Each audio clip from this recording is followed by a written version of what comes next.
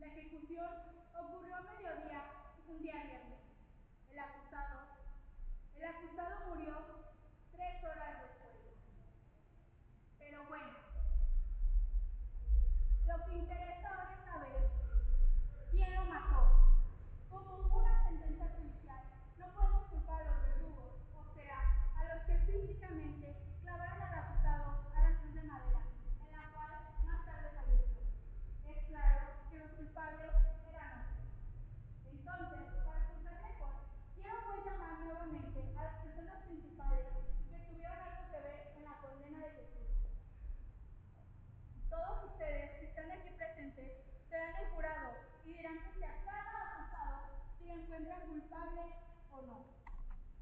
Después de haberlo escuchado, de escuchar también a la señorita fiscal y los alegatos de su defensa, es imposible ser neutral o callar frente a un acontecimiento de tanta importancia como es la ejecución del Hijo de Dios. Les advierto que no deben dejarse influenciar por algún parentesco que tengan con los acusados. Guíense solamente por el amor a la verdad. Yo como juez aceptaré sin discusión el fallo de ustedes que son el jurado. ¿Están de acuerdo? Así pues, se abre la sesión. Traer a Poncio Pilato. Suéltenme, miserables. ¿No escucharon? ¿No saben quién soy? ¡Vamos, suéltenme!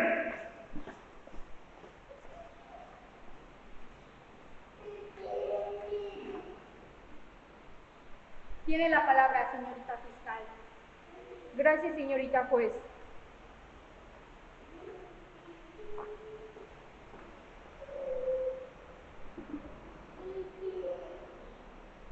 Diga su nombre completo. Poncio Pilato, ¿Cuál era su ocupación? gobernador romano. Usted era la máxima autoridad política en el país de Judea, en el tiempo de crucifixión. ¿Sí o no? Así es, pero yo solamente representaba el Imperio Romano. Judea era una colonia del Imperio Romano, ¿no? Sí, era una de las más miserables y asquerosas de todo el imperio. Yo desde un principio no quise que me mandaran para allá. Correcto. Sin embargo, usted tuvo la responsabilidad política y fue usted el que condenó a muerte a Cristo. No, yo no hice eso. Yo me lavé las manos públicamente en señal de que yo era inocente. Sabía que ese hombre era inocente. Y como era costumbre de ese tiempo de soltar a un prisionero, mandé traer a Barrabás, uno de los criminales más sanguinarios de todo el imperio.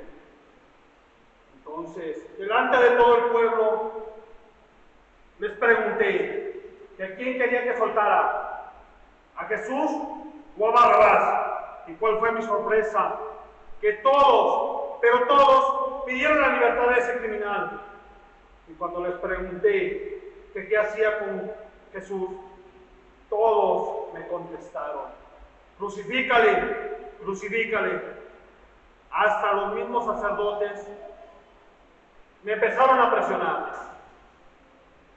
Pero usted lo condenó, ¿no es cierto? ¿Qué más podía hacer si todo estaba en mi contra? Pero la verdad es que en todo el país solamente usted tenía el poder de condenar a un hombre a morir. Mentira. Todo. Mentira. Todo esto era por cuestiones de los religiosos, de los sumos sacerdotes. Pero si usted no hubiera dado su consentimiento, ¡Cristo no hubiera muerto! ¡Mentira! Todo era en cuestión de los sumos sacerdotes. Además, yo lo hice de forma legal. Ellos lo hubieran hecho de forma clandestina. Es todo, señorita juez. Gracias.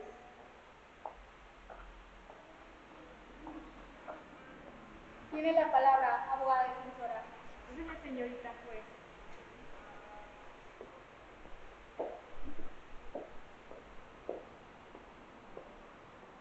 ¿Es verdad que usted era representante del Imperio Romano? Así es.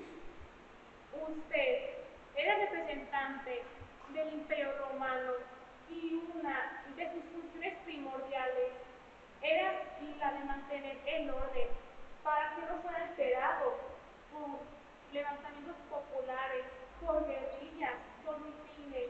¿No es así? Es verdad. Nosotros teníamos órdenes del Imperio Romano de suprimir cualquier acción que pusiera en riesgo la paz en todas sus colonias. Bien. Por otro lado, ¿no es verdad que al Imperio Romano le interesaba mantener muy buenas relaciones con los dirigentes religiosos de Judea? Así es. Roma nos recomendó tener buenas relaciones con los sumos sacerdotes. De hecho, teníamos concesiones secretas que les puedo confesar no eran muy buenas para todo el pueblo. Diga, gobernador Pilato, al jurado, usted fue presionado por Anás y Caifás para declarar la sentencia de muerte en contra de Jesús de Nazaret. Sí, es cierto. Los malditos sacerdotes me presionaron al grado de chantajearme con mandar emisarios ante el emperador. Esto, como puede ver, hubiera sido mi ruina. Hubiera perdido todo. Un juicio político y todo por lo que había luchado. Señores, este hombre es inocente. Actuó bajo presiones muy fuertes. ¿Quién de ustedes no ha sentido miedo cuando lo van a denunciar? Digan, por pertenecer a un sindicato, el temor a quedarse sin trabajo, el pensar en la familia, los amigos, no nos obliga a guardar silencio ante las injusticias que vemos. Señores, si ustedes condenan a este hombre, ustedes mismos se condenan. ¿Acaso no es verdad que se tiene miedo a organizarse y a exigir sus derechos como ciudadanos para mejorar nuestro pueblo? Digan, ¿acaso ustedes no se han lavado las manos muchas veces? ¿Que me equivoco? ¿No es verdad? Ante las injusticias que vemos y enfrente de ustedes, como desalojos, represiones, imposiciones de gobernantes no electos por el pueblo, etc. En todas estas ocasiones, unas palabras o unas acciones hechas por ustedes eran necesarias para hacer de solidarnos con los que estaban sufriendo estas injusticias, pero los riesgos eran demasiado grandes y prefiero no hacer nada, exactamente como Pilato, a quien ahora ustedes van a juzgar. Esa es la señorita juez. Ahora, el pueblo aquí presente como jurado tendrá la última palabra. Si alguien desea hacerle alguna pregunta al acusado, puede hacerla.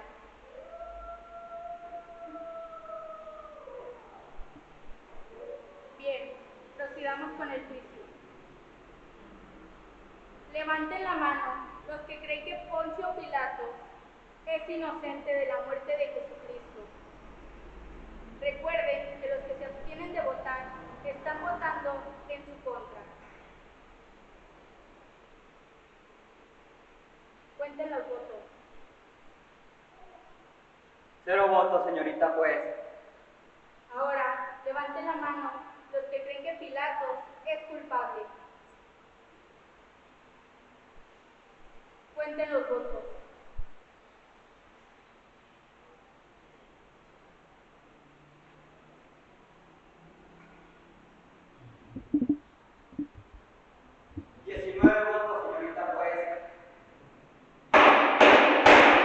Al prisionero Poncio Pilatos, por voto catedrático ha sido declarado culpable por esta corte del pueblo y por consiguiente está condenado a la muerte de crucifixión.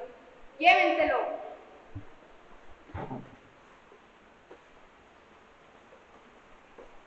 Miserables, hipócritas, ustedes lo mataron. Déjenme, yo puedo caminar solo. Yo soy un rey. No me toquen. Soy un rey. ¿Cómo me hacen esto? ¡Suéltenme! ¿Por qué me juzgan? No pueden juzgar a un rey. ¡Suéltenme!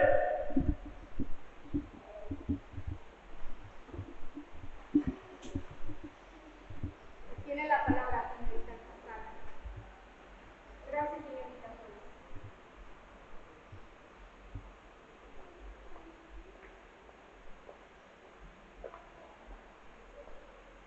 Prisionero Herodes, usted es el rey de Galilea, ¿no es cierto?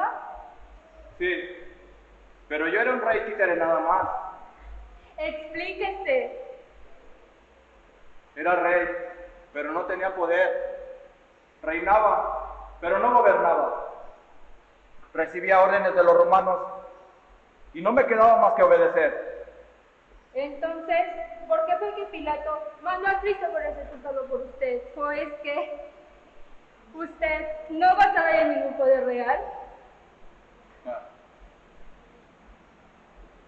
Pilato supo que Jesús era ciudadano de Galilea, que era mi territorio, mi reinado.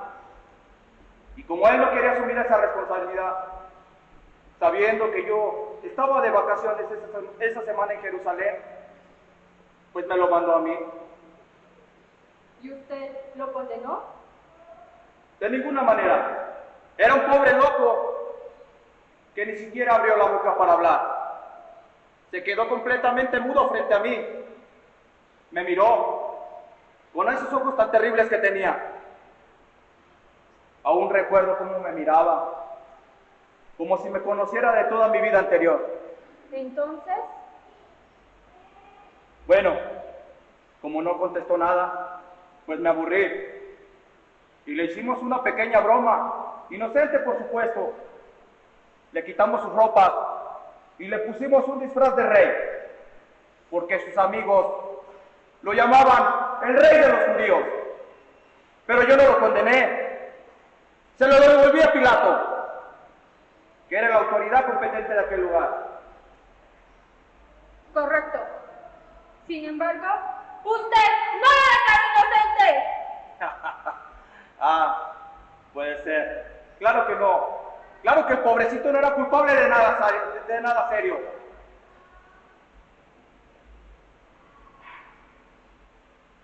Pero usted hubiera podido llevarlo a Galilea para juzgarlo allá. Seguramente que Pilato hubiera estado de acuerdo en eso. Supongo que sí. ¿Pero para qué? Supongo que mi único crimen fue que fui un poco cobarde. Pero eso es todo. He terminado, señorita juez. Gracias. Tiene la palabra, abogada de Zamora. Gracias, señorita juez.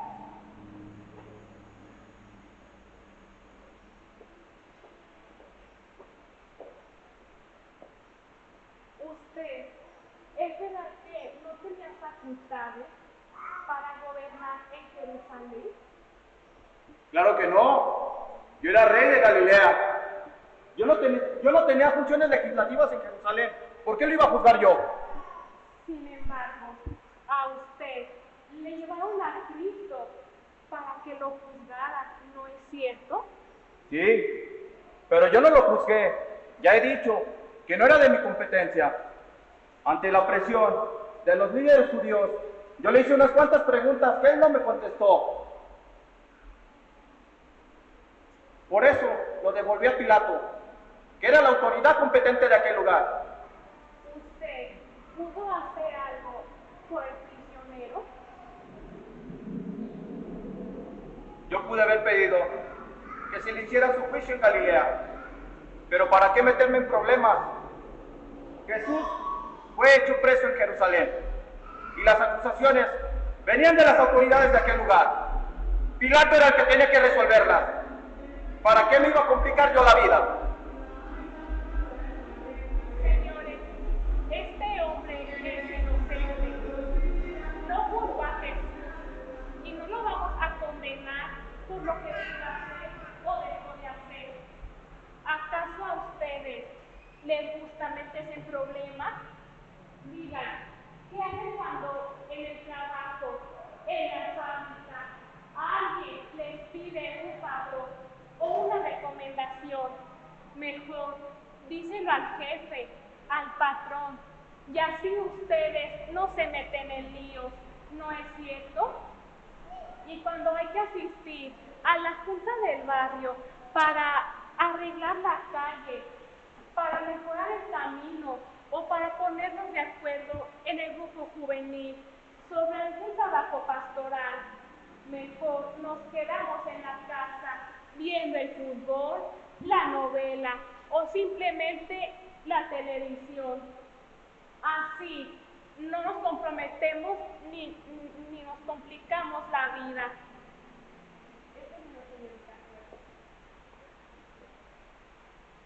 Antes de pasar a la votación, si alguien del jurado quiere hacerle alguna pregunta, puede hacerla. Como anteriormente, entonces invito al pueblo a levantar la mano. Levanten la mano los que creen que Herodes es inocente. Cuenten los votos.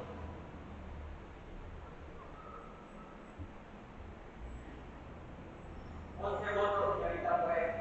Ahora, levanten la mano los que creen que Herodes es culpable.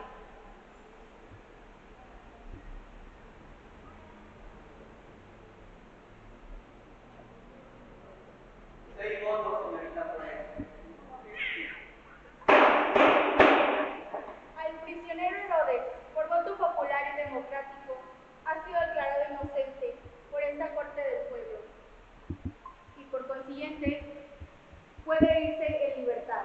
Gracias, señorita juez. ¿Puedo tomar la palabra? Adelante. Qué fácil fue engañarlos. Qué incrédulos son. Creen cualquier mentira. Ustedes son tan culpables como yo. Ustedes crucificaron a su rey. Gracias por dejarme en libertad. Llévenselo.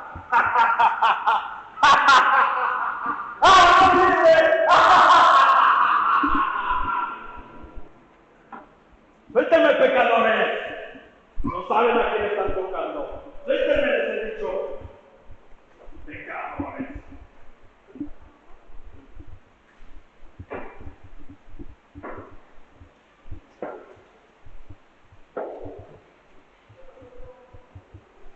Tiene la palabra, señorita juez. Señorita González. Gracias, señorita juez.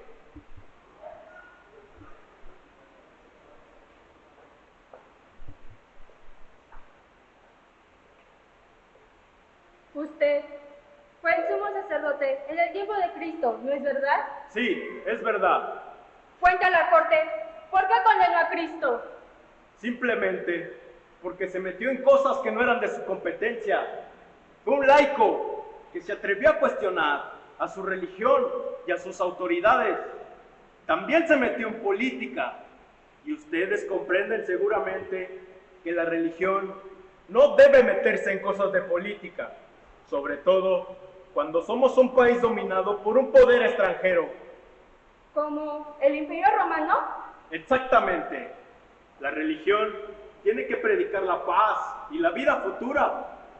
¿Qué vamos a hacer cuando personas como este Cristo comiencen a predicar la subversión y la rebelión en nombre de Dios y de la religión? ¿Cristo hizo eso? Sí, muchas veces. Me acuerdo que una vez me dijo, no he venido a traer la paz, sino la espada. Y la religión no puede tolerar la violencia bajo ningún pretexto. Otra vez, corrió a unos inocentes comerciantes de nuestro templo, como para decir que la religión no tiene derecho a sostenerse económicamente. Y seguramente usted sabía que había tipos guerrilleros y revolucionarios entre sus discípulos y amigos. Uno se llamaba Simón, el celote, y hasta prostitutas lo seguían, y él no la rechazó. Quizás en una vida futura seremos todos iguales, pero aquí en este mundo Dios ha creado a las personas desiguales y diferentes, y es claro que es su voluntad que haya ricos y pobres, santos y pecadores. ¿Quiénes somos nosotros para cambiar lo que Dios quiere? Entonces, ustedes vieron a Cristo como un elemento subversivo y revolucionario, por eso lo acusaron y pidieron la condena de muerte para él. Es correcto.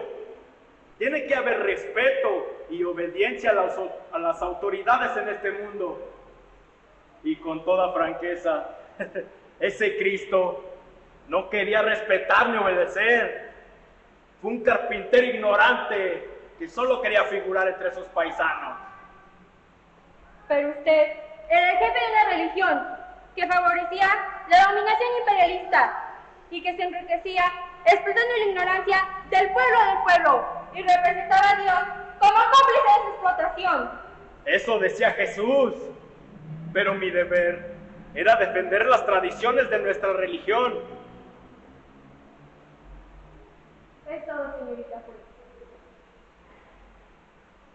Tiene la palabra la abogada defensora. Gracias, señorita juez.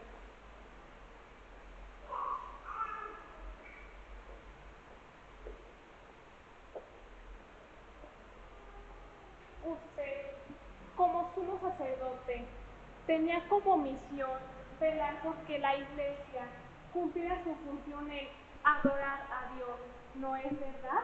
Yo, como sumo sacerdote, tenía que ser muy celoso de la misión de la iglesia y no podía permitir que con actitudes como las de ese Jesús de Nazaret se alterara el orden y nos metiera en política.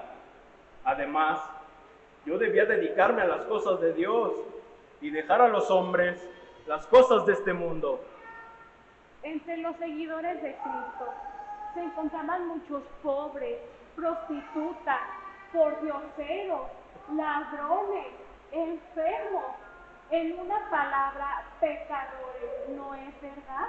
Sí, era una muchedumbre de malvivientes los que le seguían, malos creyentes, pecadores como ustedes. El mismo Jesús curaba a los enfermos en sábado, día del Señor. Un buen día corrió a unos mercaderes del templo, nuestros amigos, buenos hombres creyentes que respetaban el sábado, hacían penitencia y daban abundante limosna para poder mantener limpia y decente la casa de Dios. Entonces, ¿usted acusa a Jesús de irrespetuoso, de pecador, de político? Era un pecador, atacaba a los sacerdotes y escribas, siervos de Dios. Era un subversivo, un loco, un demente. Señor, calma. Prosiga, abogada defensora. Señores, este hombre es inocente. Hizo lo que tenía que hacer como alto dirigente del templo. Si ustedes lo condenan, tendrán que condenar hoy a esos sacerdotes y obispos que solo se preocupan del culto de la casa de Dios y los problemas del pueblo, del pobre, del oprimido, no les interesa. Aquellos que tienen alianzas con los poderosos y conviven con los ricos. ¿Acaso ustedes conocen a su obispo? ¿Ha ido alguna vez a su casa? ¿Sabe de sus problemas, de la miseria en que vive? Y nosotros mismos vamos a misa los domingos y dejamos limosna y pensamos que eso es suficiente para ser cristianos. ¿Cómo? Entonces, ¿lo vamos a condenar si con nuestra actitud estamos de acuerdo con lo que él dice? Es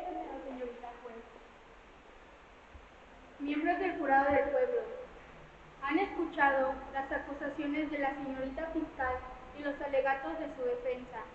Ahora, a ustedes les corresponde el deber de juzgar, y si las acusaciones que ha hecho el sumo sacerdote a la persona de Cristo son acusaciones criminales o si son simplemente prejuicios en cuanto al papel de la religión.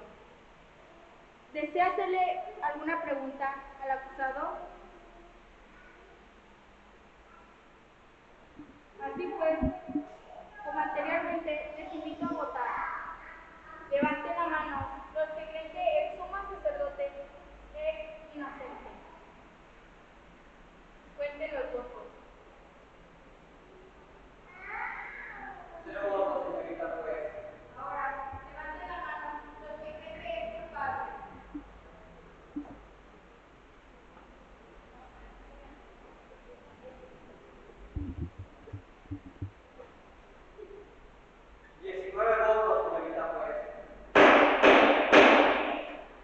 Al prisionero Caifás, por voto popular y democrático, ha sido declarado culpable por esta Corte del Pueblo y por consiguiente está condenado a la muerte de crucifixión. Llévenselo. No saben lo que han hecho. Se van a arrepentir. ¡Pecadores! ¡Se van a ir todos al infierno!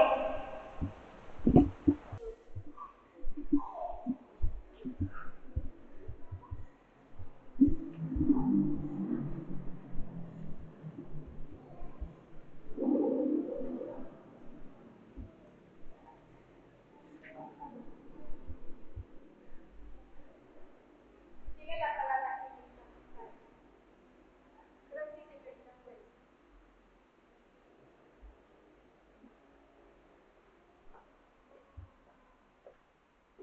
Usted fue uno de los de Cristo, escribió para que lo siguieran de cerca, ¿no es verdad? Sí, yo dejé mi casa, mis amigos, mi tranquilidad familiar y me fui con el maestro. Me gustaba lo que hacía y lo que decía. Me sentía a gusto y en grupo.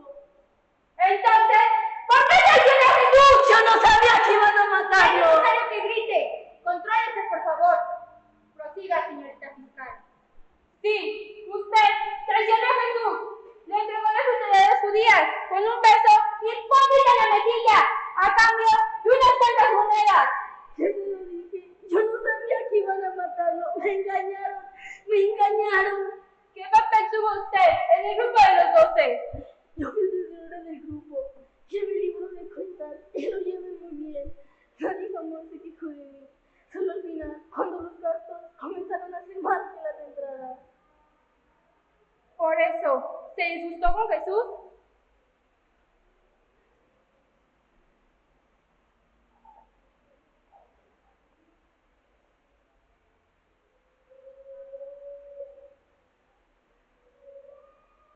No, tenemos otras diferencias. Una parte del grupo empezó a desconfiar de mí y por otra parte, mis opiniones ya no eran las dictadas. Pero igual se volvieron los amigos de confianza de los maestros. Ya no me gustaba cómo pensaba Jesús. A mi juicio, le faltaba decisión. ¿Fue por eso que usted entregó a Jesús? Yo no sabía que iban a matarlo. Me engañaron los sacerdotes y fariseos y me dijeron que querían hablar a solas con el maestro, que yo les arreglara una cita. Eso fue lo que hice, ese fue el trato. Pero usted recibió dinero por arreglar una cita, ¿no es cierto?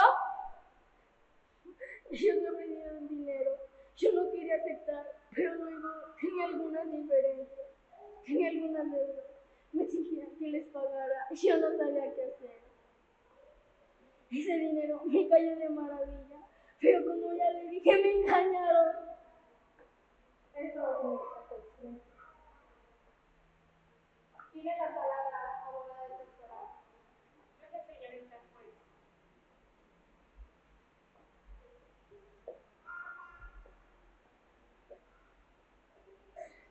¿Por qué decidió entrar en el grupo de los apóstoles de Jesús? Jesús me invitó, yo acepté con agrado. Me gustaba lo que hacía, lo que decía. Sin embargo, posteriormente, usted cambió de opinión sobre Jesús, ¿no es cierto? Así es, el maestro comenzó a descuidarse de algunas cosas. Una vez, por ejemplo, permitió a una mujer regalarle un perfume, uno de esos costosísimos, importado del extranjero. Con el dinero que costó ese perfume, hubiera podido comer bien durante varios días, un derroche innecesario. ¿Es todo? No, teníamos otras diferencias.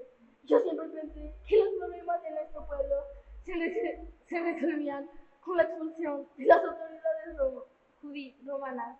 Sin embargo, Jesús pensaba que era primero arreglar cosas con las autoridades judías. Me parece que es suficiente. Señores, este hombre es inocente. Solo tuvo algunas pequeñas diferencias con el maestro. Es un hombre mediocre, incapaz de hacer mal o de tratar de matar a alguien. Además, fue engañado por los sacerdotes y fariseos. ¿Quién de nosotros no ha recibido dinero de no muy gran procedencia por ciertas noticias, ciertos comentarios, por denunciar o firmar un papel, por dar un voto o por guardar silencio ante alguna injusticia o atropello? Digan, ¿acaso en la fábrica, en el trabajo, no subimos de puesto, de escalón, pisando a los demás, haciéndoles a un lado, perjudicándonos? Y luego decimos, es que no sabíamos que lo iban a correr. Aún dentro del mismo movimiento, de la organización popular, del sindicato, de la comunidad cristiana, si no hacemos caso, si nuestras ideas son aceptadas, sí somos importantes, la cosa marcha. Pero en el momento que somos cuestionados, que otros son más importantes que nosotros, entonces o no vamos o empezamos a desprestigiar al mundo. Esto no es traicionar a Cristo, traicionar a nuestros amigos, a nuestros compañeros de trabajo, de grupo, para usar una expresión del mismo Cristo. Quien se sienta libre de culpa, que tire la primera piedra. Señorita. Si alguien del jurado quiere hacerle alguna pregunta al acusado, puede hacerla. Entonces, invito al pueblo a votar. Levanten la mano los que creen que Judas Iscariote es inocente.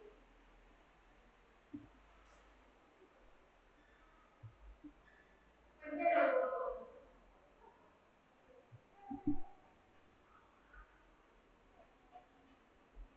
Cinco votos, señorita juez. Ahora, levanten la mano los que creen que es culpable. Cuenten los votos.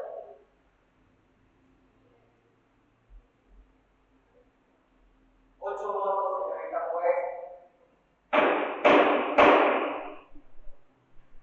Al prisionero Judas Iscariote, por voto popular y democrático, ha sido declarado culpable por esta Corte del Pueblo y por consiguiente está condenado a la muerte de ejecución. ¡Llévenselo! Yo no fui.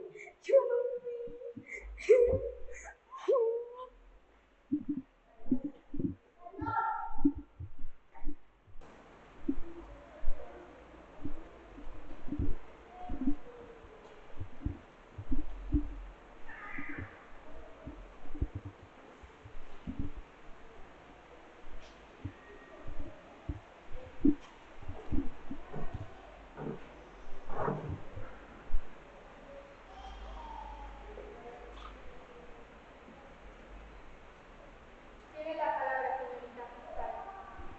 Gracias, señorita.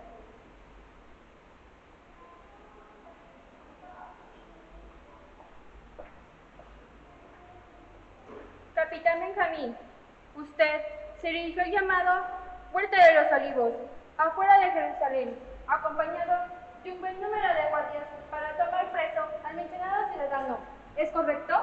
Cierto, Judas Iscariote nos había dicho, e incluso nos llevó personalmente al lugar.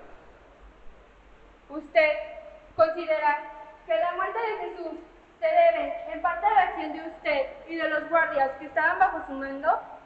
Desde luego, nosotros los soldados o militares tenemos una profesión donde la primera y la última regla es la obediencia. El cuestionar las órdenes de nuestro superior es algo inaudito para nosotros. Incluso cuando se le pide hacer un acto criminal que va bajo su conciencia. Los soldados y militares no tenemos conciencia cuando portamos el uniforme, solo cuando estamos en casa o vestidos de civil. Entonces, si sus superiores le ordenan abrir fuego contra un grupo, por ejemplo, de estudiantes desarmados para herirlos y posiblemente matarlos, ¿usted obedecerá sin pensarlo 2 veces? Exactamente.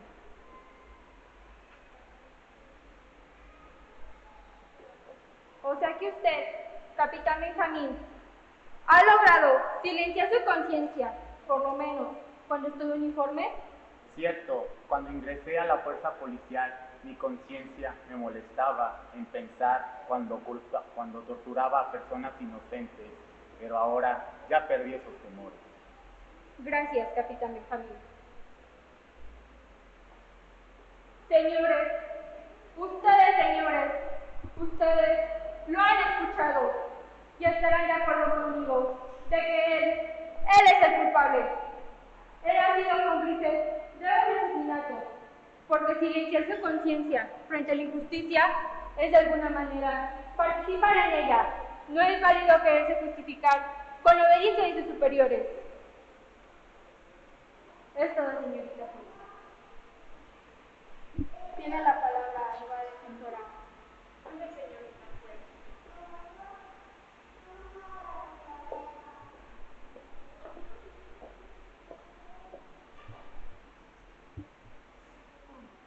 Capitán, me imagino que usted hizo estudios y recibió adiestramiento militar para ocupar el puesto que hoy desempeña, ¿no es verdad? Así es. Yo, cuando ingresé a la fuerza policial, tomé cursos difíciles, simulacros, muchos de combate. No era fácil llegar al final. Muchos compañeros quedaron en el camino. ¿Cuál era la principal característica de la educación militar? Desde luego, la obediencia. Nosotros teníamos un horario rígido, recibíamos órdenes y órdenes. No éramos propios ni de nuestra propia vida, solo nosotros obedecíamos. Es en base a esta obediencia ciega que usted tomó preso a Cristo. Así es. Cuando tomé preso a Cristo y más tarde participé en torturarlo, mi conciencia me sentía feliz en saber que estaba obedeciendo al pie de la letra las órdenes que yo había recibido. Yo no dictaminé las leyes, no hice el reglamento del Imperio Romano, yo solamente recibía órdenes. Lo que puedo decir es que me siento orgulloso de decir que soy el mejor soldado del Imperio Romano. Señores, no podemos culpar a este hombre de que haya cumplido con su deber. Él obedeció órdenes. No era su problema si Cristo era inocente o no. Él tuvo que tomarlo preso y lo hizo. Para eso, era capitán, militar, hombre sin conciencia, producto de las leyes, de la organización política. ¿Acaso hoy en día juzgamos al ejército que desaloja campesinos que muriéndose de hambre invaden tierras ociosas e improductivas? ¿O desalojan a los colonos de una barriada porque están en un terreno de un funcionario público? ¿O juzgamos a la policía que acomete furiosa con una pacífica manifestación de protesta por la alza de los pasajes y transportes colectivos. ¿Acaso hay muchos en la iglesia que levanten su voz contra la represión a los obreros, contra las masacres a los campesinos, por la desaparición de los presos políticos? ¿Acaso nosotros no pedimos obediencia absoluta a nuestros hijos, que ellos no piden que obedezcan? ¿Acaso no somos producto de la sociedad de consumo que nos impone modas, artículos, costumbres, direcciones y televisión, que nos dicen qué es lo que tenemos que comprar? Si nosotros en nuestra vida diaria no tenemos una capacidad de decidir, ¿cuántos vamos a culpar a este hombre de que fue educado para no decidir? Esa es la señorita, pues gracias. Si alguien del jurado desea hacerle alguna pregunta al acusado, puede hacerla. Entonces, por última vez, invito al jurado del pueblo a manifestar su decisión. Levanten la mano los que creen que el capitán Benjamín es inocente del crimen mencionado. Cuenten los votos. 10 votos, señorita juez. Ahora, levanten la mano los que creen que es inocente. Culpable.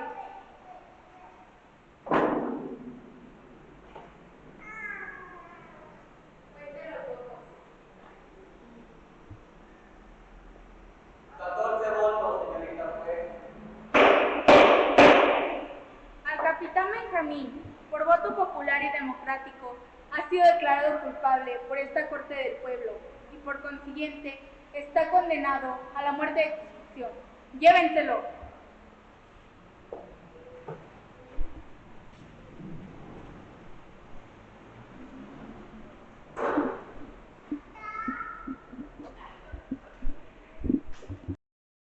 La mayoría de la parte de la población es culpable de recibir sobornos. Es cierto, ¿cuánta más culpabilidad existe?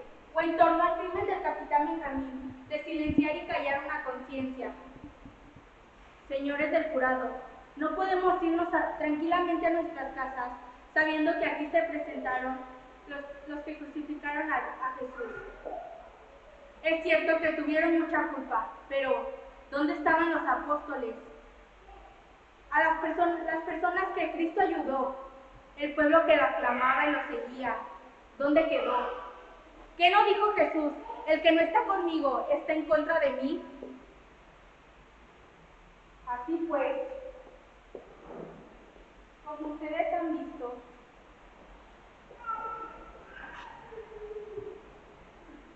nosotros somos culpables de muchas cosas, de las injusticias, de la pobreza en la que viven muchos de nuestros hermanos. Y ante todo esto, ¿qué hacemos los cristianos? ¿Cómo luchamos con esa culpabilidad? Con la pobreza, con la injusticia.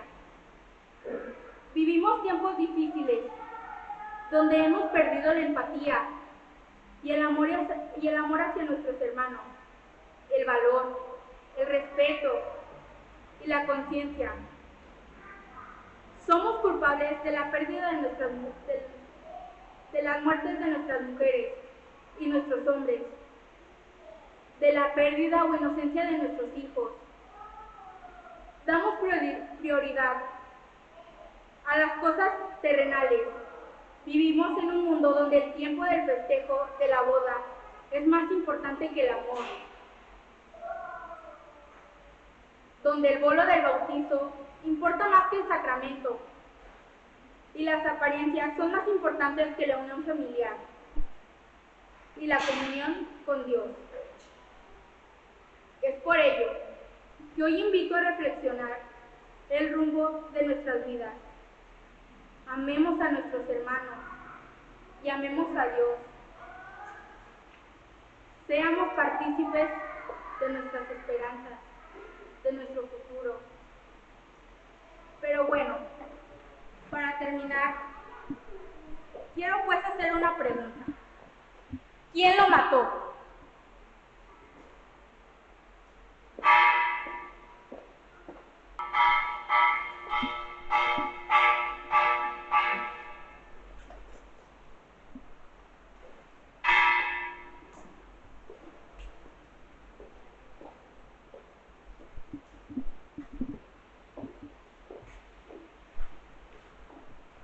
Buenas noches.